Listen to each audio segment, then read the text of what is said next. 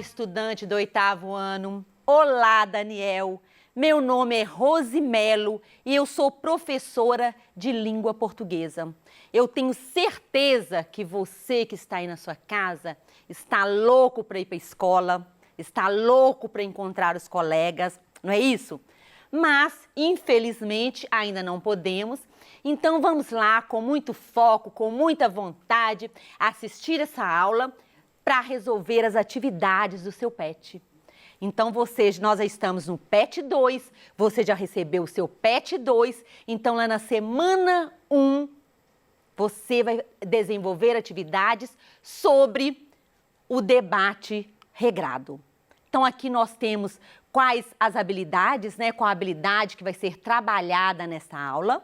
E nesse bimestre, nós vamos trabalhar o debate regrado, que é hoje. Nós vamos trabalhar, você vai ver um pouco sobre a estrutura, sobre o que é um debate regrado, por que esse nome, debate regrado, quem participa desse debate regrado. Vamos trabalhar depois operadores argumentativos, que é de suma importância para o seu dia a dia, para você conversar, para você escrever. Vamos trabalhar o gênero textual mito, a crônica com todas as suas características, com toda a sua estrutura, com os seus elementos. Vamos trabalhar planejando, como planejar uma produção de texto. É importantíssimo planejar para escrever bem. A linguagem formal e informal, quando é mesmo que eu posso usar a linguagem formal e a linguagem informal? E o que é uma linguagem formal? O que é uma linguagem informal? E vamos interpretar, aprender como interpretar uma imagem. Então, todos esses temas estão aí no PET que você recebeu. Então, é de suma importância que você assista todas essas aulas para que você possa resolver com bastante tranquilidade as atividades do seu PET. Vamos lá? Tranquilo? Caderno, lápis na mão, anotar tudo que você tiver dúvida e tudo que você achar importante. Perfeito? Vamos lá! Então, se você assistir a aula todinha, que passa, ó, rapidinho, eu tenho certeza que você nunca mais vai esquecer o que é um debate regrado. Você vai perceber qual a postura, né? Como que tem que ficar os debatedor e também o que é um debatedor. Conhecer a função do mediador, do moderador. Nós vamos ver aqui o que é um mediador ou um moderador. E reconhecer a estrutura, a composição e, lógico, a linguagem de um debate regrado. Não esquecendo, eu falo isso sempre, todo texto tem um objetivo, possui possui características próprias. E por que você pode estar pensando, mas para que eu vou saber? Por que eu preciso saber quais são as características desse gênero? Porque a partir do momento que você conhece aquele gênero textual, fica muito mais fácil para você analisá-lo, para você compreendê-lo e interpretá-lo. Perfeito? Então vamos lá.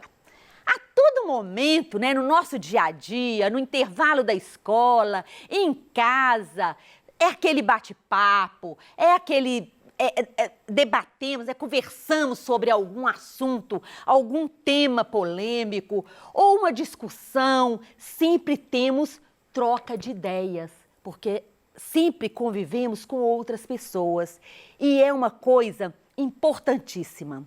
Nós somos ímpares. As pessoas, graças a Deus, né? Eu penso de uma maneira e você de outra. Então, para que existe? Então, a todo momento nós estamos querendo provar alguma coisa, nós estamos querendo opinar, às vezes criticar, mas para isso eu preciso, o meu ponto de vista, eu preciso defendê-lo, eu preciso argumentá-lo. Não é assim? Então, a todo momento nós conversamos com muita gente. não é sozinho, né? Às vezes também a gente fala sozinho, né? Mas a todo momento nós trocamos ideias com outras pessoas. Então, nós temos muitas situações onde nós explicamos, né? Sempre tomamos a palavra para quê? Para explicar determinada coisa, ou também para criticar, ou para ironizar, ou também para contestar alguma coisa, ou às vezes para sustentar uma opinião sobre determinada questão. Muito importante. Sempre que eu vou explicar, ou que eu vou criticar, ou que eu vou ironizar, eu não sou obrigada, né, a concordar com tudo que você, por exemplo, fala. Eu tenho uma opinião, você tem outra. Mas eu preciso, não é só falar assim, eu acho que está errado. E ponto final? Não. Eu preciso, quando eu tomo a palavra para explicar, ou mesmo que eu critico alguma coisa, eu tenho que me posicionar. Eu tenho que sustentar aquilo que eu penso. Isso é de suma importância. Então, você já participou de um debate? Seja na sua casa, no recreio, lá na escola, na sua comunidade. Você já participou de um debate? Pensa aí, olha só. Você sabe o que é um debate? E vou além. Você sabe o que é um debate regrado? Como e quando um debate acontece? Eu tenho certeza que você aí da sua casa pensou logo em qual debate? De candidatos, não é isso? É um debate, todo ano de eleição existem debates dos candidatos. E aí você já sabe o que é um debate regrado. Para que acontece esse debate? Eu assisto um debate para quê? Com qual objetivo?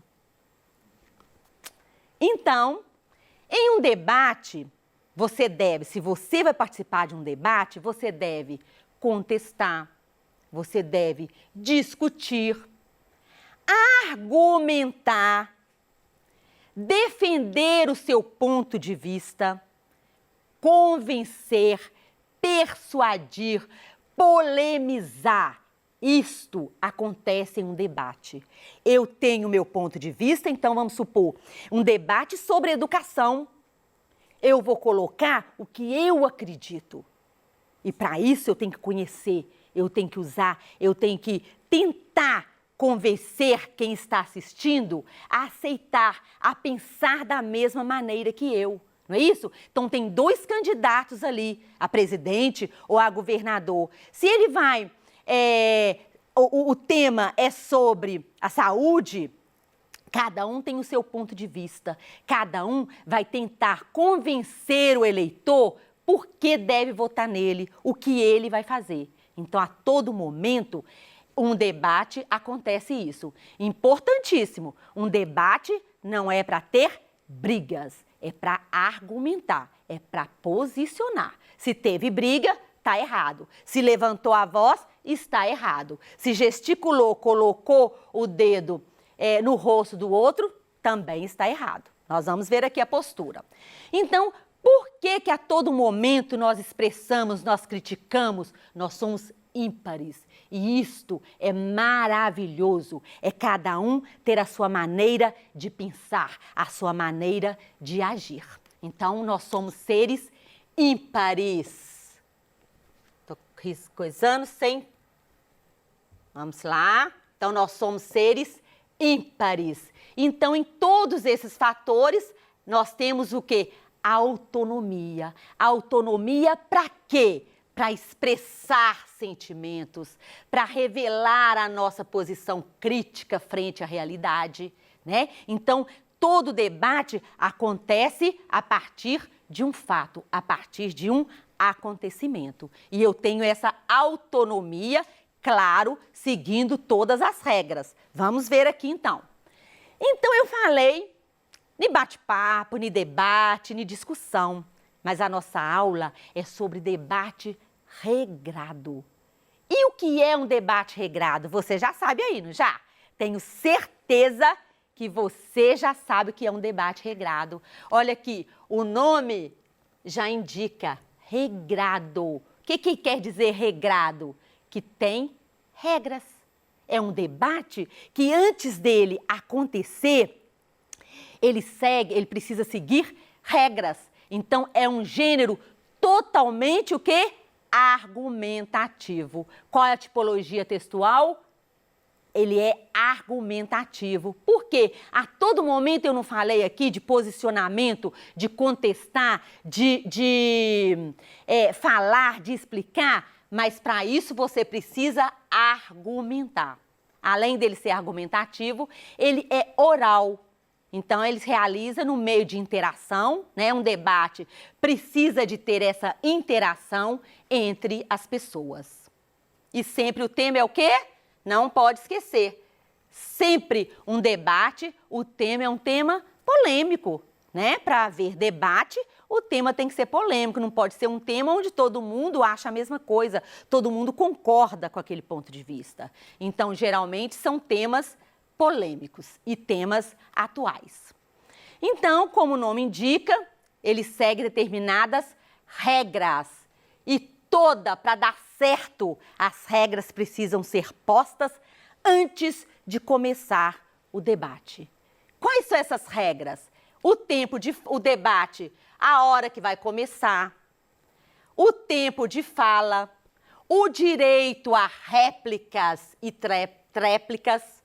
O público, tem público nesse debate? O público vai poder participar?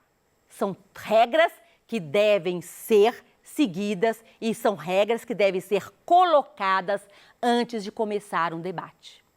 Cada um vai ter 10 minutos para falar, então ele precisa seguir aquele tempo. Por isso chama debate regrado. Entendeu aí o nome e por quê e como ele acontece? Então, a réplica, né, que é o direito de dar uma resposta à argumentação do outro. Então, se ele tem direito à réplica, né, um falou, o outro falou, argumentou, então esse direito à réplica. Não é uma regra que tem que ter, são regras postas antes de começar. Ou a tréplica, que é o direito de dar uma resposta à argumentação do outro. Então, se falar... senhor candidato, né, lá na eleição, você tem direito à réplica ou você tem direito à tréplica, né? Então, isto tem que ser falado antes, porque senão, na hora da bagunça. E onde acontece um discurso regrado? Eu já falei aqui, né, que é comum na campanha política, mas é só na campanha política? Não, pode acontecer na escola. Na sua escola, no Grêmio Estudantil, ou numa eleição, né, de representante ou representante de turma, representante de comunidade, pode sim acontecer um discurso regrado. Nas faculdades ou nas comunidades em geral, né? Precisa resolver um problema na comunidade. Então, vamos fazer um debate? Perfeito. Quem vai participar? Qual é o tema? Quais são as regras? Mas para as regras, nós temos também que olhar o quê? A linguagem. E olha só que interessante. A linguagem de um debate regrado, ela vai variar, né? Porque imagina, se for entre amigos, quando eu estou conversando, quando eu estou debatendo algum tema com amigos, eu posso usar uma linguagem mais informal, porque eu estou entre amigos. Agora, quando é um debate regrado entre candidatos, como que tem que ser a linguagem? Tem que ser uma linguagem formal, uma linguagem padrão. E o que é uma linguagem padrão, professora? É a linguagem que aprendemos na escola, com as regras da gramática. Então, tem que ser uma linguagem formal. Eu não posso usar qualquer palavra naquele debate. Então, ela pode variar, né? Então, depende o grau de intimidade que tem ali naquele debate, a intimidade entre as pessoas. Aí a linguagem pode ser informal ou ela vai ser formal. Então, vamos lá. Eu já falei que tem elementos, não é isso? Então, ele é composto de quê?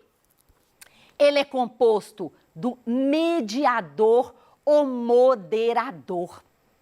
Quando eu falo em mediador, você já imagina, você lembra lá você assistindo um debate de candidatos.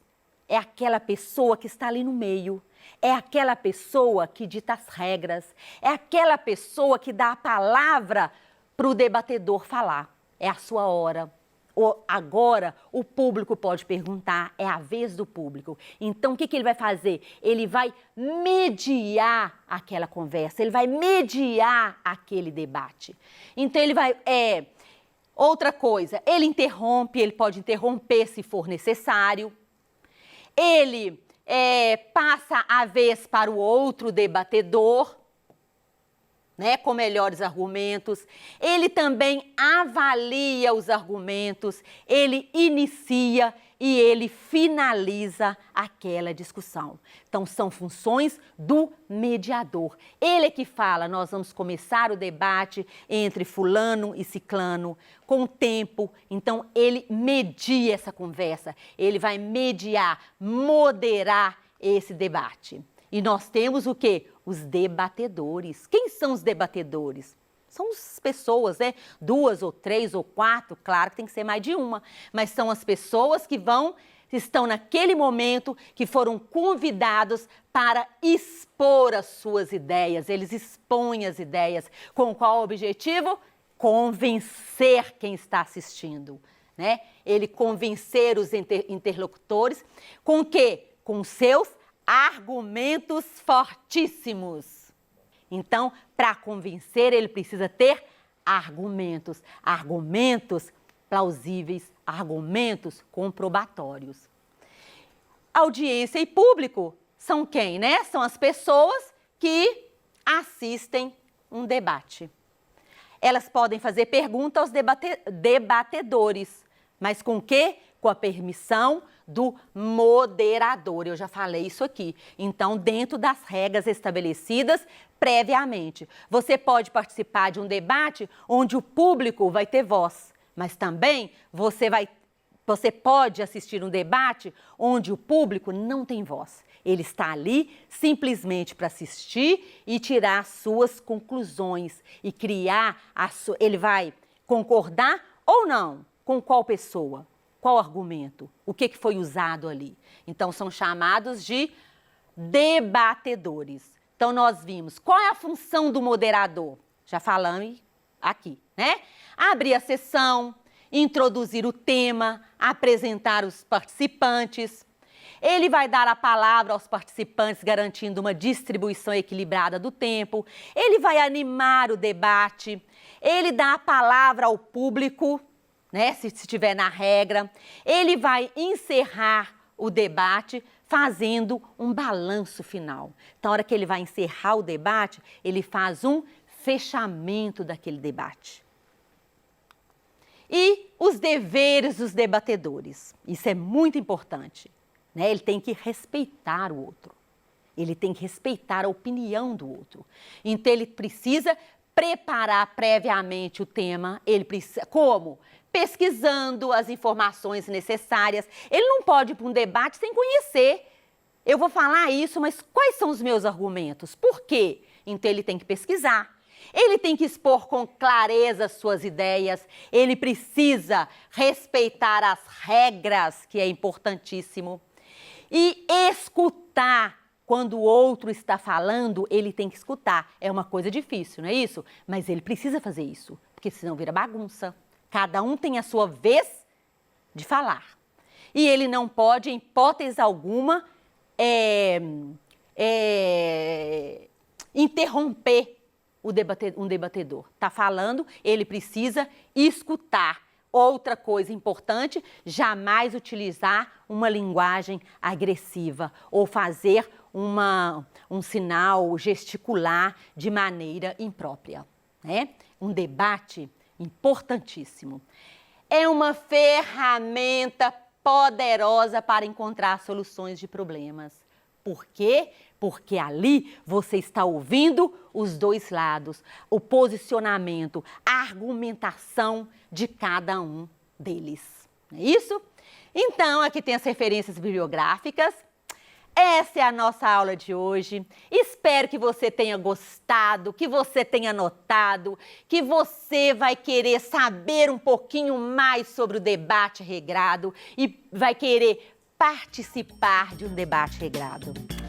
Um beijo no seu coração, bons estudos, muito foco, faça as suas atividades com muito empenho e com muita dedicação.